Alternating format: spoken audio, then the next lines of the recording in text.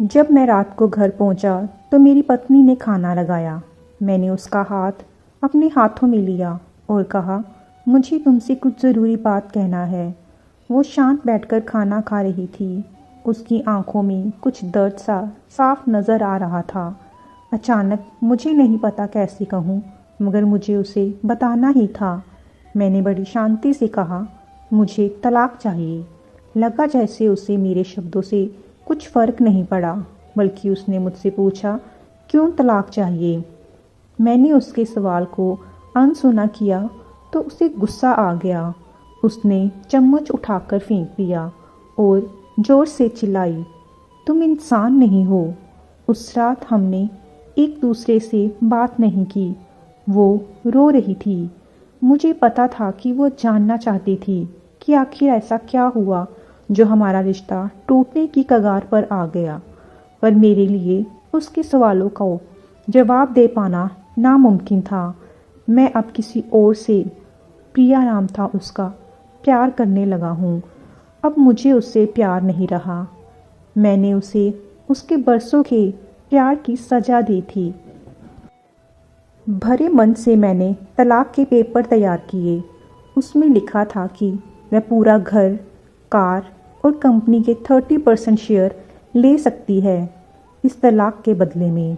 लेकिन उसने उन पेपर्स को देखा और उनके टुकड़े टुकड़े कर दिए। वो औरत जिसने मेरे साथ जीवन के 10 साल बिताए थे, वो आज मेरे लिए अनजान हो चुकी थी। मुझे इन 10 सालों का जो उसने मेरे लिए बर्बाद किए, मगर मैं क्या करूं। जो हो चुका उसे मैं बदल नहीं सकता था, क्योंकि मैं किसी और से, अपनी पत्नी से भी ज़्यादा प्यार करने लगा था। आखिरकार उसके सब्र का बांध टूट गया और वो फूट फूट कर मेरे सामने रोने लगी। मेरे लिए उसका रोना एक तरह से उसकी रिहाई की तरह था।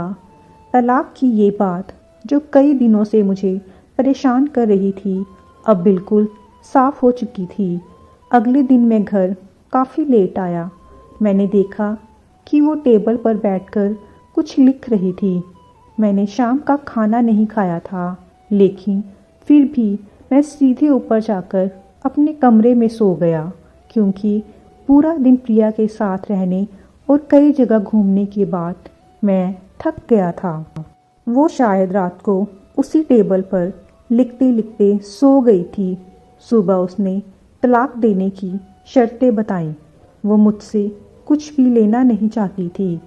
उसे सिर्फ तलाक से पहले 1 महीने का समय चाहिए था।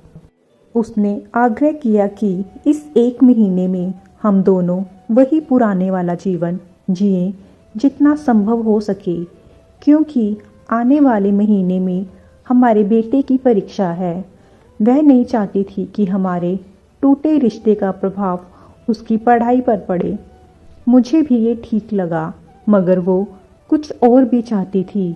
जैसे शादी के दिन मैं उसे उठाकर अपने शयन कक्ष तक ले गया था, उसी तरह हर रोज़ 1 महीने तक मैं उसे शयन कक्ष से उठाकर मुख्य द्वार तक ले जाऊं। मुझे लगा ये पागलपन है, मगर इन आखिरी दिनों को थोड़ा अच्छा बनाने के लिए मैंने उसकी ये शर्त स्वीकार कर ली। मैंने प्रिया को अपनी पत्नी की सभी शर्तें बताईं। वो हंसने लगी। उसे लगा मेरी पत्नी कितने भी तरीके अपना ले, तलाक होना तो तय है। मेरी पत्नी और मैं किसी से भी इस दौरान नहीं मिले थे, लेकिन उस दिन जब मैं उसे पहली बार उठाकर गेट तक लेकर गया तो हम दोनों काफ़ी अजीब महसूस कर रहे थे। पीछे से हमारा बेटा भी खिलखिलाकर खुश हो रहा था। अगले दिन ये काम थोड़ा सामान्य और आसान हो गया। वह मेरे सीने से लगी थी और मैं उसकी खुशबू महसूस कर रहा था। ऐसा लगा जैसे कई दिनों बाद मुझे ये खुशबू मिल रही थी, या फिर कई दिनों से मैंने उसके होने का महसूस नहीं किया था। पहले जितनी उसमें वो कसाव नहीं था और चेहरे पर कुछ हल्की झुर्रियाँ नज़र आ रही थी और बाल भी सफ़ेद होने लगे थे। ये वही औरत थी जिसने अपने जीवन के 10 साल मुझे समर्पित किए थे। चौथे दिन जब मैंने उसे उठाया तो वो पुरानी रोमांच लौटने लगी थी। 5वें और छठे दिन वो पुराना प्यार फिर जागने लगा। मैंने प्रिया को इस बारे में कुछ नहीं बताया था। अब उसे उठाना और आसान हो गया था। शायद हर रोज़ ये सब करने का मैं आदी हो गया था। एक दिन वह अपनी पसंद की साड़ी निकाल रही थी, लेकिन कुछ खास नहीं ढूंढ पाई। उसने सांस भरते हुए कहा कि उसके सारे कपड़े बड़े पड़ने लगे हैं।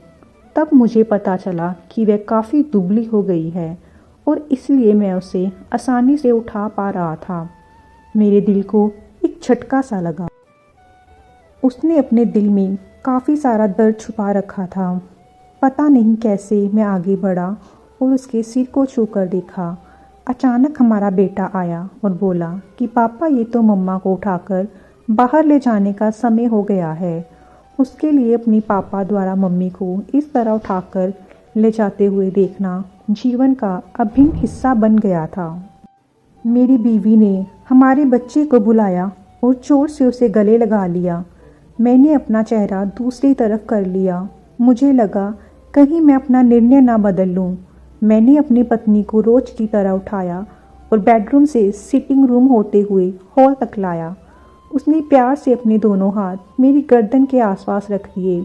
मैंने उसे जोर से पकड़ रखा था, बिल्कुल हमारी सुहागरात की तरह, मगर उसका इतना कम वजन मुझे परेशान कर रहा था।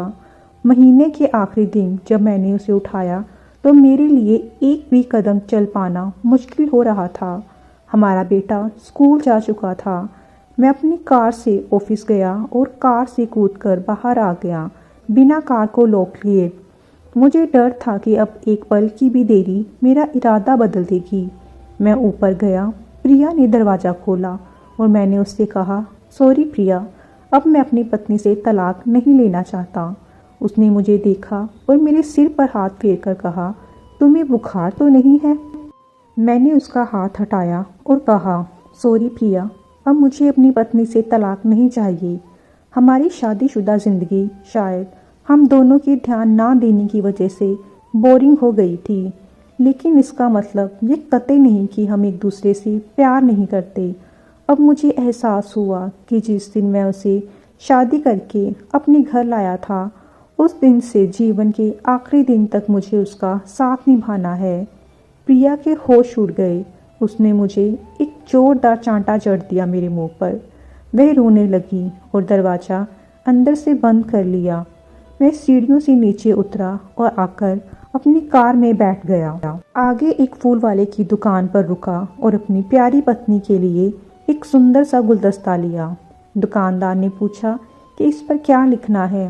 मैंने मुस्कुराते हुए कहा कि मैं तुम्हें जीवन के आखिरी दिन तक यूं ही उठाता रहूँगा मेरी अर्धांगिनी।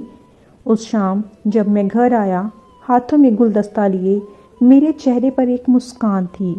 मैं ऊपर अपने कमरे की तरफ भाग कर गया, लेकिन तब तक वह मुझे छोड़कर इस दुनिया से जा चुकी थी, हमेशा के लिए। वो कई महीनों से कैंसर से लड़ रही थी, लेकिन मैं प्रिया के साथ इतना खोया हुआ था कि कभी ध्यान ही नहीं रहा।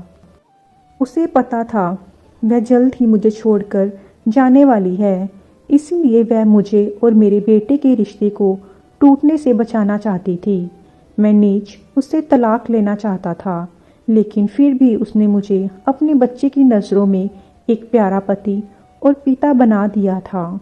जीवन की छोटी छोटी बातें रिश्तों में बहुत महत्व रखती है। बड़ा घर, बड़ी कार और बैंक बैलेंस से खुशियों का हिस्सा ज़रूर बन सकते हैं, मगर अपनों के बिना इनकी कोई कीमत नहीं। स्टोरी कैसी लगी नीचे कमेंट करके अवश्य बताइए।